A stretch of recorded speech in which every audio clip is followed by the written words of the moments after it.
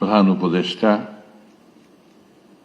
সম্মানিত উপদেষ্টাবৃন্দ, মঞ্চে উপবিষ্ট সম্মানিত রাজনৈতিক নেতৃবৃন্দ এবং যারা ক্ষতিগ্রস্ত হয়েছেন মঞ্চের সামনে আমার সামনে উপবিষ্ট সুধীবৃন্দ, আসসালামু আলাইকুম। আসলে এটা এমন একটা বিষয় যা নিয়ে আমরা প্রতিনিয়তই কথা বলছি এবং প্রতিনিয়ত কষ্ট পাচ্ছি। বিগত 15-16 বছর ধরে আমরা একটা ফ্যাসিস্ট রেজিমের অধীনে থেকে গোটা জাতি নির্যাতিত নিপীড়িত হয়েছে। আমার এখনো মনে পড়ে, এই কথা আমি বলতে চাই এই জন্যে যে যেদিন কেয়ারটেকার গভর্নমেন্ট সিস্টেমকে আপনার বাতিল করা হলো, সেই দিন আমাদের সামনে বসে আছেন আমার দেশ পত্রিকার সম্পাদক মাহমুদুর রহমান। তিনি তার পত্রিকার হেডলাইন লিখেছিলেন, ফ্যাসিস্টদের আগমনের শব্দ পাওয়া যায়। এবং আমরা তখন থেকেই এই ফ্যাসিস্ট আওয়ামী লীগ সরকারের বিরুদ্ধে আমাদের কথা বলেছি, আমাদের প্রতিবাদ করেছি। এবং আপনারা ইতিমধ্যেই শুনেছেন আমাদের রাজনৈতিক বন্ধুদের কাছে যে আমাদের তখন থেকেই আমাদের অসংখ্য নেতা কর্মী তারা তাদের নির্যাতনের শিকার হয়েছেন, হত্যার শিকার হয়েছেন এবং বিচারের নামে অনেক রাজনৈতিক নেতা এবং আলেম উলেমাদের এবং রাজনৈতিক নেতৃবৃন্দকে হত্যা পর্যন্ত করা হয়েছে। সেই সময় আমি আগের কথা বলছি। আমি ধন্যবাদ জানাতে চাই জাতিসংঘের মানবাধিকার কমিশনকে যে আমাদের মাননীয় প্রধান উপদেষ্টা আহ্বানে সাড়া দিয়ে তারা অতি দ্রুত এখানে এসছেন এবং জুলাই আগস্টে যে হত্যাকাণ্ড, সেই হত্যাকাণ্ডের উপরে তারা ইনভেস্টিগেট করেছেন, তার রিপোর্ট তারা খুব দ্রুত দিয়েছেন। কিন্তু এর যে শুরুটা, এটা তো অনেক আগে থেকেই। এই 15-16 বছর ধরে অত্যন্ত সুপরিকল্পিতভাবে, অত্যন্ত একেবারে কনসার্টেড ওয়েতে গণতন্ত্রকে ধ্বংস করা, মানুষের অধিকারগুলোকে বিলীন করে দেওয়া এবং একটা একদলীয় শাসন ব্যবস্থাকে এস্টাবলিশ করার জন্যই কিন্তু কাজগুলো তারা করে গেছে। আমি আমার অন্তরের অন্তঃস্থল থেকে যারা এই দীর্ঘ আন্দোলনে শহীদ হয়েছেন, বিশেষ করে জুলাই আগস্টে আমাদের সন্তানেরা যারা শহীদ হয়েছেন তাদের প্রতি এবং তাদের সঙ্গে যারা আহত হয়েছেন, যারা অঙ্গহানি হয়েছে যাদের, তাদের সকলের প্রতি আমার শ্রদ্ধা জানাচ্ছি এবং আমার দলের পক্ষ থেকেও তাদের প্রতি আমি শ্রদ্ধা নিবেদন করছি। আজকে সকালে একটা অনুষ্ঠানে গিয়েছিলাম, মায়ের ডাকের একটি অনুষ্ঠান। সঞ্জিদা এখানে আছে কিনা আমি জানি না। এই একটি মেয়ে যাকে আমি স্যালিউট করি, যারা গুম হয়ে গেছে, এই পরিবারগুলোকে নিয়ে তাদের কথা বলতে এই মেয়েটি এককভাবে লড়াই করেছে। আজকে তার কথা আমার নিশ্চয়ই বলতে হবে। হুমার কথা বলতে চাই এই জন্যে যে জাতিসংঘের আমরা যখনই কোনো নির্যাতনের শিকার হয়েছি, যখনই আমাদের কেউ গ্রেফতার হয়েছে, যখনই শারীরিকভাবে নির্যাতিত হয়েছে, আমরা কিন্তু জাতিসংঘের অফিস থেকে ছুটে গেছি এবং আমরা সেখানে যাকে পেয়েছি, হুমাকে পেয়েছি। হুমা সবসময় আমাদের সঙ্গে সেই সহযোগিতাটা করেছে। আমি তাকেও আজকে আন্তরিকভাবে আমি অভিবাদন জানাতে চাই। আমরা একটা ভয়ঙ্কর, ভয়াবহ, একটা মনস্ট্রাস একটা সময় পার হয়ে এসেছি। আমি বারবার ওই কথাগুলো বলেই নিজেকে এবং আপনাদের সকলকে আমি ভারাক্রান্ত করতে চাই না। কিন্তু এটা সত্য যে সেই সময়টা ছিল আমাদের জন্য একটা ভয়ঙ্কর সময়। আমাদের দলের 60 লক্ষ মানুষের বিরুদ্ধে মিথ্যা মামলা হয়েছিল। এখনো সেই মামলা কিন্তু তুলে নেয়নি আসিফ নজরুল সাহেব, কিছু কিছু বাকি আছে এখনো। আমরা আশা করছি যে খুব শিগগিরই এই মামলাগুলো তুলে নেওয়া হবে আমাদের প্রায় 1700 নেতা কর্মীকে গুম করে দেওয়া হয়েছে, এনফোর্স ডিসঅ্যাপিয়ারেন্স। আজকে যে সকালে অনুষ্ঠানে গিয়েছিলাম, সে অনুষ্ঠানে ছোট বাচ্চা মেয়েটা, যেটা বয়স ছিল তখন যখন তার বাবাকে তুলে নিয়ে যায় 5 বছর, এখন তার বয়স প্রায় আপনার 17-18 বছর, বেশি হতে পারে বোধহয়। সে এখনো বলছে যে এখনো তো আমি আমার বাবাকে দেখতে চাই, আমার বাবা আমার হাত ধরে আমাকে ঈদের মাঠে নিয়ে যাবেন, এটা চাই। তো একই কথা বারবার আমরা শুনছি।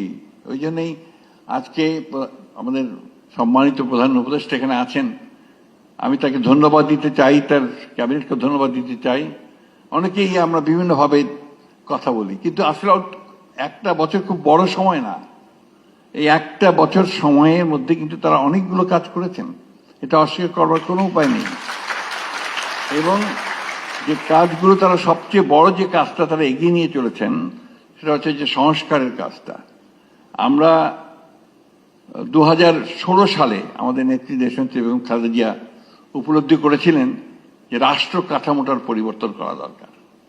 এই কাঠামোতে মানুষের যে আকাঙ্ক্ষা তার পূরণ করা যাবে না, এবং সেই জন্যই তিনি তখন ভিশন 2030 বলে একটা আমরা ডকুমেন্ট জনগণের সামনে তুলে ধরেছিলাম। সেখানে আজকে যে কথাগুলো হচ্ছে, বিচার বিভাগের স্বাধীনতা, প্রধানমন্ত্রী এবং আপনার রাষ্ট্রপতির ক্ষমতার ভারসাম্য রক্ষা করা, আপনার হিউম্যান রাইটসকে এস্টাবলিশ করা, বিচার বিভাগের স্বাধীনতা, এ কথাগুলো তখনই ছিল। পরবর্তীকালে আন্দোলনের সঙ্গে সঙ্গে আমরা যখন আন্দোলন করেছি, মার খেয়েছি, জেলে গেছি, বারবার আমাদের ছেলেরা মরেছে, তখনও আবার আমরা 2022 সালে অন্যান্য রাজনৈতিক দলগুলোর সঙ্গে আলোচনা করে যা আমরা একসঙ্গে আন্দোলন করছিলাম। এখানে জুনায়েদ সাকি আছেন, আমি দেখতে পাচ্ছি। জুনায়েদ সাকি প্রচুর পরিশ্রম করেছিল সেই সময়। আমরা 31 দফা কর্মসূচি নিয়ে আমরা জনগণের সামনে এসেছিলাম। যেদিন এই কর্মসূচি নিয়ে সামনে আসি আমরা, সেই দিনই আমাদের উপর গুলি হয়েছে। আমাদের অফিসের সামনে আমাদের সভা করার কথা ছিল, সেই সভা পুলিশ করতে দেয়নি, ভেঙে দিয়েছে, তারপর গুলি করেছে। সেখানে আমাদের মিরপুরের একটি ওয়ার্কশপে কাজ করা একটি ছেলে, সে সেখানে সেদিন শহীদ হয়। এরকম অসংখ্য, একটা দুটো নয়। তো সেই 31 দফার মধ্যে কিন্তু আবার এই সংস্কারের কথাগুলি আমরা বলেছি। আজকে পত্রপত্রিকায়, মিডিয়ায় বিভিন্নভাবে বিভিন্ন বিতর্কের কথা, মতদ্বৈততার কথা বলা হয় খুব বড় বড় করে। কিন্তু আমি যে কথাটা বলতে চাই যে গণতন্ত্রে তো কিছু মতবিরোধ থাকবেই। রাজনৈতিক দলগুলোর মধ্যে যে সব এক কথা বলবে তা তো না। এই বিষয়টাকে আমরা খুব বড় করে দেখিয়ে আমরা জাতির মধ্যে একটা অযথা একটা বিভক্তির সৃষ্টি করছি। আমি মনে করি যে আমাদের কতগুলো বেসিক বিষয় ইতিমধ্যে আমরা কনসেনসাসে আসতে সক্ষম হয়েছি। আমরা আজকে দেখলাম পত্রিকায়, খুব ভালো লেগেছে, 12টি বিষয়ে, মৌলিক বিষয়ে আমরা একমত হতে পড়েছি।